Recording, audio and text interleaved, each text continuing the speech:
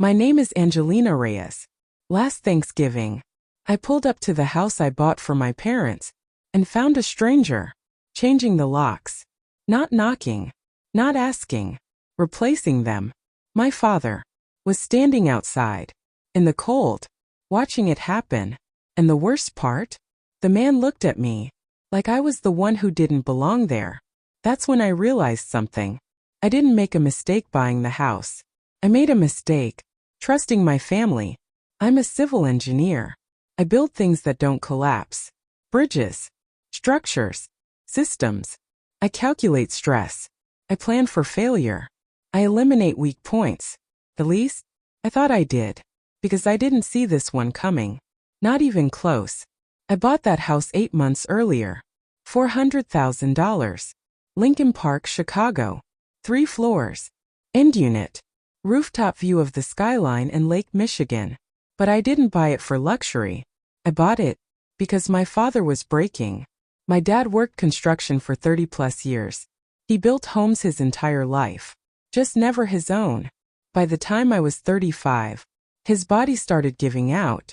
Degenerative disc disease. Lower spine. But he never said it. Not directly. He'd say things like, "My back's a little stiff today." On days he couldn't get out of bed. So I started watching instead of listening.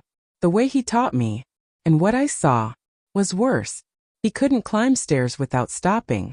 He avoided carrying groceries. My mom started buying smaller bags. Not because they were cheaper, but because he couldn't lift them. They never said anything. They just adjusted. Quietly. That's what broke me. One night, I sat in my car outside their house and said it out loud for the first time. "He can't live here anymore." That was the moment. I went home, opened my laptop, and started searching. Not for a house. For a solution. Flat entry. Wide doors. First floor bedroom. Walkable neighborhood. Access to hospitals. I checked 43 properties. Rejected almost all of them. Because this wasn't real estate. This was engineering. I wasn't buying a home. I was redesigning my parents' future. 440 to 610 house reveal. Then I found it. Belden Avenue. Lincoln Park. Perfect layout. No stairs at entry. Wide interior spacing. Ground floor bedroom. But the rooftop. That's what got me. Because I remembered something. My dad used to slow down the car. Just to look at buildings. Not admire them. Study them. He spent his whole life looking up. So I built him a way to finally stand at the top. I installed a ramp. Reinforced rails. Full access. I didn't tell him. I wanted him to feel it. When I showed them the house, he didn't speak at first. He walked slowly, touched the walls, sat at the kitchen island. My mom saw the sunroom and covered her mouth. Then we went to the rooftop. He stood there, looking at the lake, and said something I'll never forget. I used to wonder what it felt like to be inside something like this. I didn't answer, because I already knew. The next few months? Perfect. My dad started walking again. Short distances. Then longer. He made friends. Sat on a bench every afternoon. Played chess with a retired teacher. My mom built a rooftop garden. Tomatoes. Peppers. Herbs. For the first time in years. They weren't surviving. They were living. And I thought, I fixed it. That was my second mistake.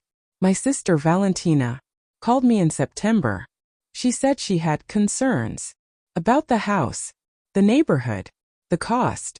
She said maybe they should move closer to her. Naperville. Cheaper. More manageable. Then she said something that stuck with me. Nothing's happened yet. Yet. That word told me everything.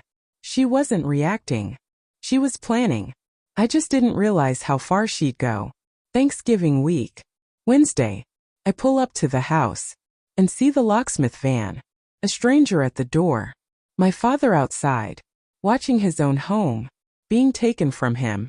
I walked up, asked what was happening. The man said he was sent by my sister to assess the property while changing the locks. That's when something in me snapped. Not loud, not explosive, cold, controlled, final. I told him to stop and leave. He did. I called Valentina. She said I was overreacting. Said she was thinking about the family as a whole. Said the house could be leveraged. That word. That's when I knew. She wasn't thinking about my parents. She was thinking about the asset. I said, "You don't send strangers to change locks on a house you don't own." She said I made myself the center of the family, that I used money as control. And I said something I don't regret. I stepped up where you didn't even notice there was a problem. Silence. That night, we all sat at the kitchen island. My dad listened. Quiet. My sister talked about inclusion, fairness, being left out, and she wasn't entirely wrong. But then my mom spoke. Soft. In Spanish. "We are not a financial future.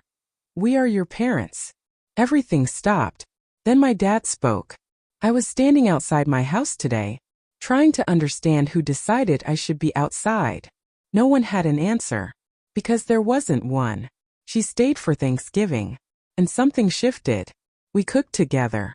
Laughed. Burned the first batch of tamales. It wasn't fixed. But it softened. That matters. Because real families don't resolve in one moment. They adjust. 18 to 20 hours, final payoff. That night, my dad and I went to the rooftop. Cold air. City lights. Same view. He said, "She's not a bad person. She's afraid." And he was right. Then he said something I'll carry forever. "You built something I can still be myself inside. Not the house. The life." Ending, callback plus CT.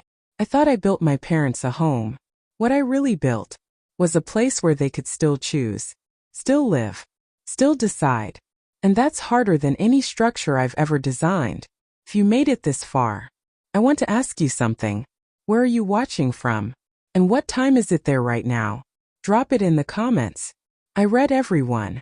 And if you want more stories like this, you already know what to do. I'll see you in the next one.